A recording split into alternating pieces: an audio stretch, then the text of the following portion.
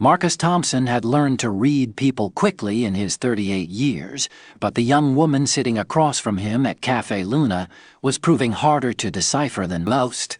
Her name was Sarah Collins, and she'd arrived 15 minutes early for their blind date, clutching a worn paperback and wearing a cream-colored sweater that looked well-loved but carefully maintained. Her light brown hair was pulled back in a simple ponytail, and she had the kind of natural beauty that didn't rely on expensive makeup or designer clothes. What struck Marcus most, though, was her nervous energy, the way she glanced around the upscale coffee shop as if calculating costs, the careful way she'd folded the menu without really reading it. Marcus had been reluctant to accept this setup from his business partner's wife, Helen. Since his divorce 2 years ago, he'd been focused entirely on his consulting firm and raising his 4-year-old daughter, Emma. But Helen had been persistent, insisting that Sarah was exactly the kind of genuine person he needed to meet. Now, watching Sarah fidget with her book while they made small talk about the weather, Marcus found himself genuinely curious about what was making her so uncomfortable. "Would you like to order?"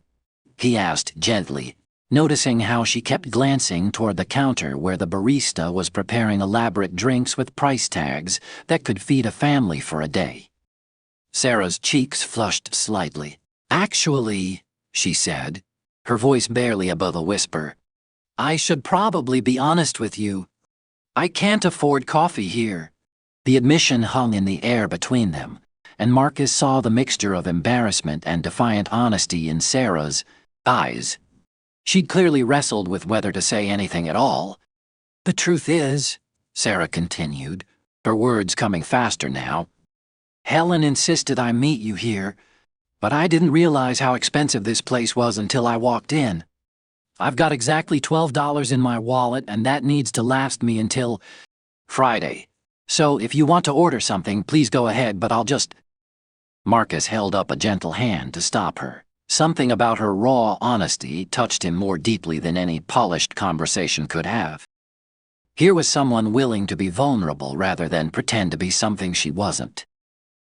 "2 coffees," Marcus said to the approaching waitress, smiling at Sarah. "The house blend, nothing fancy, and maybe some of those cookies Emma would like. She's my daughter." He turned back to Sarah, whose relief was visible but mixed with something that looked like concern. "You don't have to," she began. "I'm not buying you coffee because I feel sorry for you," Marcus said quietly. "I'm buying you coffee because I appreciate honesty. Do you know how many dates I've been on where people pretended to be someone they're not?" Sarah studied his face as if trying to determine whether he was sincere. "Most people would have made an excuse and left by now." "Then most people are missing out," Marcus replied. "Tell me something. What were you reading when I walked in?" Sarah held up her paperback, a well-worn copy of To Kill a Mockingbird. "I work at the library downtown. It's not exactly glamorous, but I get to be around books all day, and I help kids with their homework after school." "I know Helen probably made it sound more impressive than it is." Marcus shook his head. "Helen told me you work with children and love literature. That sounds pretty impressive to me." Over the next hour, as they shared simple coffee and oatmeal cookies, Marcus learned Sarah's story. She'd graduated from college with a degree in education, but hadn't been able to find a teaching position. The library job paid barely above minimum wage. But she loved the work, and was slowly saving money to go back to school for her master's degree. "I live in a tiny studio apartment above Mrs. Patterson's garage," Sarah said with a self-deprecating laugh. "It's not much, but Mrs. Patterson is sweet, and she lets me pay what I can afford. Some months that's more than others." What impressed Marcus wasn't just Sarah's honesty about her circumstances, but her lack of bitterness about them. She spoke about the children she helped at the library with genuine affection, describing their small victories in learning to read as if they were her own triumphs. "There's this little boy, Diego," Sarah said, her eyes lighting up. "When he started coming in 6 months ago, he could barely sound out simple words. Yesterday he checked out his first chapter book. He was so proud he practically floated out of the library. Marcus found himself sharing stories about Emma. How his 4-year-old had recently decided she wanted to be a book writer, and had been creating elaborate stories about a princess who solved problems with kindness instead of magic. "She sounds wonderful," Sarah said. "It must be challenging, though, raising her on your own." Marcus appreciated that Sarah didn't pry into the details of his divorce, didn't ask probing questions about his ex-wife or his financial situation. Instead, she listened with the focused attention of someone who understood that every parent's story was complicated. "Some days are harder than others," Marcus admitted. "But Emma makes everything worth it. She has this way of seeing the world that keeps me grounded." Last week she insisted we give our extra sandwiches to a homeless man we pass on our way to the park. When I asked her why, she said, "Because he looks hungry, Daddy, and we have enough." Sarah smiled. Children often understand generosity better than adults do. As their conversation continued, Marcus realized he was more relaxed than he'd been in months.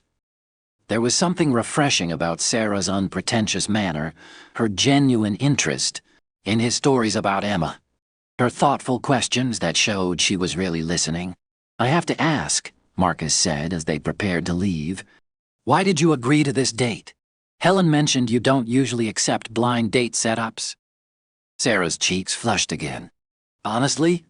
Because Helen said you were a single dad who worked too much and needed to remember how to have fun. She made you sound lonely rather than intimidating. And, well, I thought maybe we'd have something in common." "And do we?" Marcus asked gently. "More than I expected," Sarah said. "Most people, when they find out I work at a library and live paycheck to paycheck, they either feel sorry for me or decide I'm not worth their time. You just accepted it as part of who I am." Marcus walked Sarah to her bus stop, noting that she didn't have a car but didn't apologize for it or seem embarrassed by the fact. As they waited for her bus, he made a decision that surprised even him. "Sarah," he said, "would you like to have dinner sometime? Somewhere we can actually talk, without worrying about the cost. Maybe I could cook for you and Emma could meet you. She loves meeting new people, especially ones who love books as much as she does." Sarah's smile was radiant. "I'd like that very much."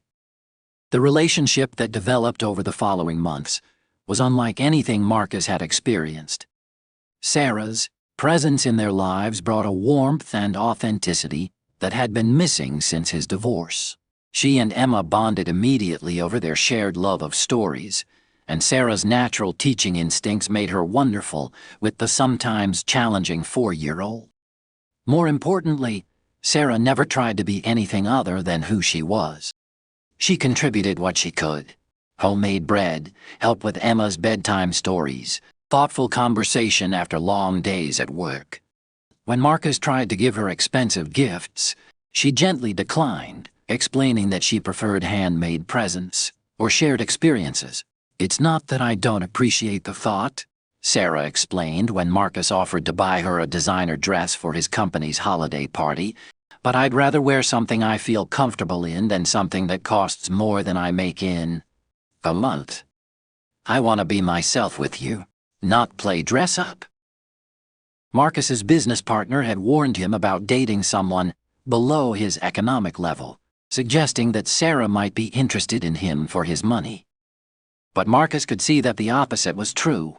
Sarah was often uncomfortable with his wealth, careful not to take advantage, insisting on contributing to their relationship in ways that didn't involve his bank account. When Marcus finally told Sarah he loved her, it was on an evening when she was reading to Emma, both of them curled up on his couch with a picture book about friendship. Watching them together, seeing the genuine affection between Sarah and his daughter, Marcus realized he'd found something more valuable than any business success. "I know our circumstances are different," Marcus said after Emma had gone to bed. "I know there are practical considerations we'll need to work through. But Sarah, you've brought something to our lives that I didn't even know we were missing." Sarah looked up from the book she'd been organizing for Emma's shelf. "What's that?" "Authenticity," Marcus said simply. "With you, I don't have to be the successful businessman or the perfect father. I can just be Marcus. And Emma can just be Emma. You love us for who we are, not what we represent." Sarah's eyes filled with tears. "That's all I've ever wanted. To be loved for who I am, not judged for what I don't have."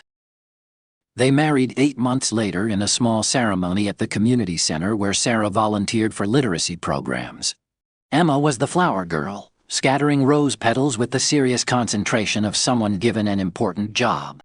Marcus insisted that Sarah continue working at the library if it made her happy, though he also helped her apply for graduate school programs in education.